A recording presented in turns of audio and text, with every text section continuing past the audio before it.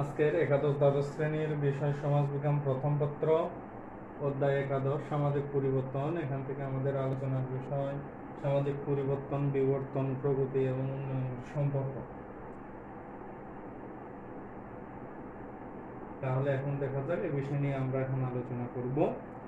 আমরা এখানে সামাজিক পরিবর্তন সম্পর্কে পূর্বের ক্লাসগুলোতে আলোচনা করেছি। তবে এই পরিবর্তনগুলো, সামাজিক পরিবর্তন, বিবর্তন, প্রগতি এবং উন্নয়ন প্রত্যেকগুলো একটির সাথে আরেকটি এমনভাবে ওতপ্রোতভাবে সম্পর্কযুক্ত যে এদের একটিকে নিয়ে আলোচনা করতে হলে অন্যদিকে বাদ দেওয়া যায় না। তাই প্রত্যেকটি প্রত্যয় সম্পর্কে ধারণা থাকা প্রয়োজন। এখানে আমরা যেহেতু আগে সামাজিক পরিবর্তন নিয়ে আলোচনা করেছি, আজকে আমরা এখানে আলোচনা করব বিবর্তন, প্রগতি, উন্নয়ন কি, বিবর্তন কি, প্রগতি, উন্নয়ন কি, এগুলো জানবো এবং এগুলোর মধ্যে কি ধরনের সম্পর্ক, এগুলো আমরা দেখব। প্রথমে আসতেছে বিবর্তন। বিভিন্ন সামাজিক অবস্থার শান্তিপূর্ণ রূপান্তরকে বোঝাবার জন্য কিন্তু সমাজবিজ্ঞানীরা বিবর্তন প্রত্যয়টি ব্যবহার করে থাকেন। যদিও বিবর্তন শব্দটি জীববিদ্যায় প্রথম ব্যবহৃত হয়, পরবর্তীতে হার্বার্ট স্পেন্সার সামাজিক বিবর্তনের ব্যাখ্যায় শব্দটি ব্যবহার করেন। এই বিবর্তন শব্দটির ইংরেজি প্রতীক শব্দ হলো ইভলিউশন। এটির ইংরেজি শব্দটির উৎপত্তি হয়েছে ল্যাটিন শব্দ ইভলভেরি থেকে। ল্যাটিন শব্দ ইভলভের এর অর্থ হলো উন্নতি বা উন্মোচন। এর প্রকৃত অর্থ বিকাশ। ডারউইন তার অরিজিন অফ স্পিসিস গ্রন্থে শব্দটি প্রথম ব্যবহার করেন। ইভলিউশন শব্দটি প্রথম ব্যবহার করেন। জীববিদ্যা বিবর্তন শব্দটি ব্যবহার করা হয় জীবের ক্রমবিকাশের ব্যাখ্যা করার জন্য বা জীবের ক্রমবিকাশকে ব্যাখ্যা করার জন্য। হার্বার্ট স্পেন্সার সমাজের বিকাশের বিবর্তনের ধারণা নিয়ে দেখিয়েছেন কিভাবে সমাজ সহজ ও সরল অবস্থা থেকে জটিল অবস্থায় রূপান্তরিত হয় এবং বিবর্তন শব্দটি ধীরগতিতে ক্রম পরিবর্তনকে বোঝায়। এই ক্রম পরিবর্তন স্বাভাবিক নিয়মেই কিন্তু চলতে থাকে। এখন এই বিবর্তন সম্পর্কে রবার্টসন তার সোশিওলজি গ্রন্থে বলেছেন যে বিবর্তন হচ্ছে এমন একটি প্রক্রিয়া যার মাধ্যমে সমাজগুলো অধিকতর জটিল রূপ পরিগ্রহ করে। আর এই জটিল রূপ পরিগ্রহ করার কারণ হলো অধিকতর উন্নত প্রযুক্তি দ্বারা পরিবেশকে কাজে লাগানো। এভাবেই কিন্তু রবার্টসন বিবর্তন সম্পর্কে সংজ্ঞা প্রদান করেন। এরপরে আবার এখানে বিবর্তন সম্পর্কে উইলিয়াম পি স্কট তার ডিকশনারি অফ সোশিওলজি গ্রন্থে বলেন যে বিবর্তন হচ্ছে এমন একটি তত্ত্বের নাম যা এই ধারণা দেয় যে উদ্ভিদ বা প্রাণী জীবন একটি সহজ সরল অবস্থা থেকে ক্রমবিকাশের মাধ্যমে শত পরিবর্তন অতিক্রম করে বর্তমান অবস্থায় উপনীত হয়েছে। এখন এই সংজ্ঞাগুলোর আলোকে আমরা বলতে পারি যে বিবর্তন হচ্ছে এমন একটি প্রক্রিয়া যার মাধ্যমে কোনো উদ্ভিদ, প্রাণী, সমাজ কোনরূপ বাইরের উপাদানের প্রভাব ছাড়া ধীর গতিতে এক অবস্থা থেকে অন্য অবস্থায় পরিবর্তিত হয়। যে সমস্ত সমাজবিজ্ঞানী সামাজিক বিবর্তন প্রসঙ্গে আলোচনা করেছেন তাদের মধ্যে হার্বার্ট স্পেন্সার, অকবার্ন, দুরখেইম, মর্গান উল্লেখযোগ্য। এই গেল বিবর্তন কি। এরপরে আসতেছে প্রগতি। সংস্কৃত প্রগত শব্দ থেকে মূলত প্রগতি শব্দের উদ্ভব। প্রগতি শব্দের ইংরেজি প্রগতি শব্দ প্রোগ্রেস। এই ইংরেজি শব্দটি এসেছে ল্যাটিন শব্দ প্রোগ্রেডিয়র থেকে, যার অর্থ হচ্ছে অগ্রবর্তী হওয়া। সমাজবিজ্ঞানে উন্নতি প্রত্যয়টির ব্যবহার নিয়ে প্রায়ই সমস্যার সৃষ্টি হয়। তবে সমাজবিজ্ঞানে বিবর্তন শব্দটি যেভাবে ব্যবহৃত হয়ে আসছে, উন্নতি প্রোগ্রেস বা প্রগতি, উন্নতি প্রত্যয়টি ওই একই অর্থে ব্যবহৃত হয়ে আসতেছে। তবে এই প্রগতির সংজ্ঞা দিতে গিয়ে ম্যাকহাইবার বলেন যে আকাঙ্ক্ষিত লক্ষ্য অর্জনে মানবীয় প্রয়াসের ইতিবাচক পরিবর্তন হলো প্রগতি। আবার এই প্রগতির সংজ্ঞায় উইলিয়াম পি স্কট বলেন যে কাঙ্ক্ষিত বা বাঞ্ছিত পরিবর্তনই হলো সামাজিক প্রগতি। তাহলে এই সংজ্ঞাগুলোর আলোকে আমরা বলতে পারি যে সমাজের কোনো পরিবর্তন যখন নির্দিষ্ট লক্ষ্য অভিমুখে পরিচালিত হয় তখন সেই পরিবর্তনই কিন্তু প্রগতি। সমাজের কোনো পরিবর্তন যখন নির্দিষ্ট লক্ষ্য অভিমুখে পরিচালিত হয় তখন সেই পরিবর্তনই হলো প্রগতি। এই গেল বিবর্তন কি, প্রগতি কি। এরপরে আসতেছে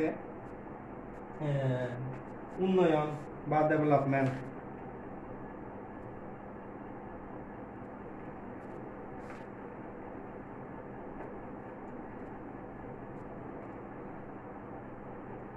অক্সফোর্ড ইংলিশ ডিকশনারি অনুযায়ী ডেভেলপ অর্থ হলো বিকাম, অ্যাডভান্স অর অর্গানাইজড বলা হয়েছে। এই শব্দগুলো দ্বারা ডেভেলপকে বোঝানো হয়েছে। আবার ডেভেলপমেন্ট অর্থ ভূমি উন্নয়ন, দেশের অর্থনৈতিক উন্নয়ন ইত্যাদির কথাও বলা হয়েছে। উন্নয়ন মূলত এই উন্নয়ন একটি বহুমাত্রিক শব্দ। সামাজিক বিজ্ঞানে উন্নয়ন শব্দটি ব্যাপক অর্থ বহন করে। সামাজিক উন্নয়নের অনেকগুলো সূচক রয়েছে।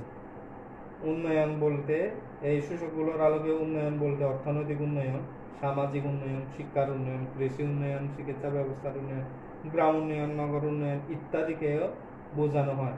বস্তুত মানব জীবনের সর্বক্ষেত্রের উন্নয়নকেই কিন্তু নির্দেশ করতে এই ডেভেলপমেন্ট শব্দটি ব্যবহার করা হয়েছে। আবার এই উন্নয়ন বলতে আমরা সাধারণত যেটা বুঝে থাকি ক্রমাগত প্রসার, কোনো কিছু ক্ষুদ্র অংশের পূর্ণতার বিকাশ, বীজের মধ্যে যা নিহিত তার ক্রমোন্নতি, এটাই কিন্তু আমরা উন্নয়নকে বুঝে থাকি। আবার অর্থনীতিবিদ তেদার উন্নয়নের জন্য তিনটি মৌলিক উপাদানের কথা উল্লেখ করেন। এগুলো হলো আত্মজীবিকা নির্বাহ, আত্মসম্মান, অধীনতা থেকে মুক্তি। আত্মজীবিকা নির্বাহ, আত্মসম্মান, অধীনতা থেকে মুক্তি, এই তিনটি মৌলিক উপাদান নিয়ে কিন্তু অর্থনীতিবিদ তেদারও উন্নয়নকে বুঝিয়েছেন। আবার এই উন্নয়নের সংজ্ঞা দিতে গিয়ে উন্নয়ন তাত্ত্বিক ডাডলি সিয়ার্স মনে করেন যে কোনো দেশের উন্নয়ন জানতে হলে কতগুলো মৌলিক প্রশ্নের উত্তর আমাদের অবশ্যই জানতে হবে। এগুলোর মধ্যে এক নাম্বার হলো দারিদ্র্যের ক্ষেত্রে কি ঘটছে, কর্মক্ষেত্রে কি ঘটছে, অসমতার কি ঘটতেছে বা ঘটছে। এই উন্নয়ন হচ্ছে একটি মূলত সামাজিক পরিবর্তন প্রক্রিয়া। এই পরিবর্তন হচ্ছে মানুষের সামাজিক আকাঙ্ক্ষা, মূল্যবোধের আলোকে সামাজিক পরিবর্তন বলতে বোঝায় বহুবিধ আন্তঃসম্পর্কের পরিবর্তনশীল প্রক্রিয়া, অর্থাৎ সমাজ কাঠামো, সামাজিক প্রতিষ্ঠান সমূহ তথা সার্বিকভাবে সামাজিক সম্পর্কের যে পরিবর্তন। এই পরিবর্তন যখন মানুষের জীবন মান, সামাজিক সম্পর্ক, শান্তি, স্থিতিশীলতা, ব্যক্তি স্বাধীনতা, মুক্তির সম্প্রসারণ ঘটায় তখনই তার সামাজিক উন্নয়ন হিসেবে বিবেচিত হয়। এই গেল উন্নয়নটা কি বা সামাজিক উন্নয়নটা কি। তাহলে আমরা দেখলাম বিবর্তন কি, প্রগতি কি, উন্নয়ন কি। আগে কিন্তু আমরা সামাজিক পরিবর্তন কি জেনেছি। এখন আমরা দেখব বিবর্তন, প্রগতি, উন্নয়ন ও সামাজিক পরিবর্তনের মধ্যে সম্পর্ক কি।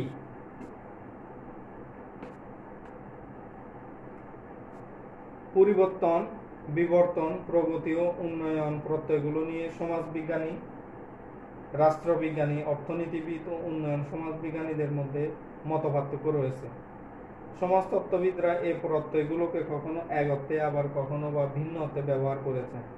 এই প্রত্যয়গুলো একটির সাথে আরেকটি এমনভাবে সম্পর্কযুক্ত যে এদের একটিকে নিয়ে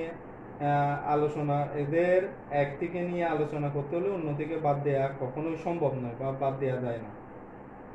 অনেক সমাজতত্ত্ববিদের মতে এই প্রত্যয়গুলো গোড়ার দিকে সমার্থকভাবে ব্যবহার করা হতো, কিন্তু এদের মধ্যে মুখ্য পার্থক্য বিদ্যমান যা এদের মধ্যকার স্বাতন্ত্র্যকে নির্দেশ করে। এই প্রসঙ্গে টি.বি. বতমরের একটি উক্তি প্রণিধানযোগ্য। তিনি বলেন, একেবারে গোড়ার দিকের তত্ত্ব আলোচনায় পরিবর্তন, বিবর্তন, উন্নয়ন, প্রগতি প্রভৃতি শব্দগুলো প্রায়ই সমার্থক হিসেবে ব্যবহার হতো। যেখানে অর্থের পার্থক্য করা হয়েছে সেখানেও এগুলোকে ব্যবহার করা হয়েছে যুক্তি শৃঙ্খলার দিক থেকে পরস্পরের সঙ্গে সম্পর্কিত পরিভাষা হিসেবে। পরবর্তীকালে সমাজ বিষয়ে এসব শব্দ প্রয়োগের যথার্থতা সম্পর্কে প্রশ্ন উঠেছে। এই শব্দগুলোর মধ্যে কতটুকু যুক্তিসম্মত সম্বন্ধ বিরাজ করে এ বিষয়ে সন্দেহ প্রকাশ করা হয়েছে ওই সময়। এবং অন্যভাবে বলা যায় বিবর্তন, উন্নয়ন, প্রগতি বিভিন্ন ধরনের প্রতিটি কিন্তু বিভিন্ন ধরনের পরিবর্তন। এই সকল পরিবর্তনের আবার সামাজিক তাৎপর্যও রয়েছে। বিবর্তন হলো ধাপে ধাপে পরিবর্তন, যেখানে পরবর্তী ধাপ অবশ্যই পূর্ববর্তী ধাপের চেয়ে উন্নত। সমাজবিজ্ঞানী হারবার্ট স্পেন্সারের মতে সমাজ ও জীব উভয়ই কিন্তু বিবর্তনশীল, তাই তিনি প্রগতিকে বিবর্তন বলে গণ্য করেছেন। কারণ সামাজিক বিবর্তন সর্বদাই ঊর্ধ্বগামী। প্রতিটি সমাজ সবসময়ই কিন্তু নিম্ন স্তর থেকে উচ্চ স্তরে উপনীত হয়। আবার হবহাউস বিবর্তন বলতে সংস্কৃতির অপার্থিব ক্ষেত্রের পরিবর্তনকে বুঝিয়েছে, আর উন্নয়ন হলো উৎকর্ষের পথে এক পরিবর্তন প্রক্রিয়া। প্রগতি ধারণা বিবর্তন থেকে আলাদা, যদিও ঐতিহাসিকভাবে এবং বাস্তবিক অর্থে এই দুটোর মধ্যে একটা ঘনিষ্ঠ সম্পর্ক বিদ্যমান। গিন্সবার্গ এটাকে একটা নির্দিষ্ট লক্ষ্যে উন্নয়ন বা বিবর্তন হিসেবে সংজ্ঞায়িত করেছেন, যা মূল্যবোধের যৌক্তিক ধরনের প্রতিফলন করে। এই হলো বিবর্তন, প্রগতি, উন্নয়ন ও সামাজিক পরিবর্তনের মধ্যে সম্পর্ক। তাহলে আজকে আমরা দেখলাম বিবর্তন কি, প্রগতি কি, উন্নয়ন কি, এবং এগুলোর সামাজিক পরিবর্তনের সাথে এই তিনটি প্রত্যয়ের পরস্পরের কি ধরনের সম্পর্ক, এগুলো আমরা জানলাম। এগুলোর মধ্যে আমাদের মূলত বিবর্তন, প্রগতি, উন্নয়ন বলতে কি বোঝায়, বা বিবর্তন কি, প্রগতি কি, উন্নয়ন কি, বা বিবর্তন কাকে বলে, প্রগতি কাকে বলে, উন্নয়ন কাকে বলে, এ ধরনের করে এগুলো জ্ঞানমূলক, অনুধাবনমূলক প্রশ্নের জন্য এগুলো তোমাদেরকে করতে হবে ভালো করে। তাহলে আজকে এ পর্যন্তই।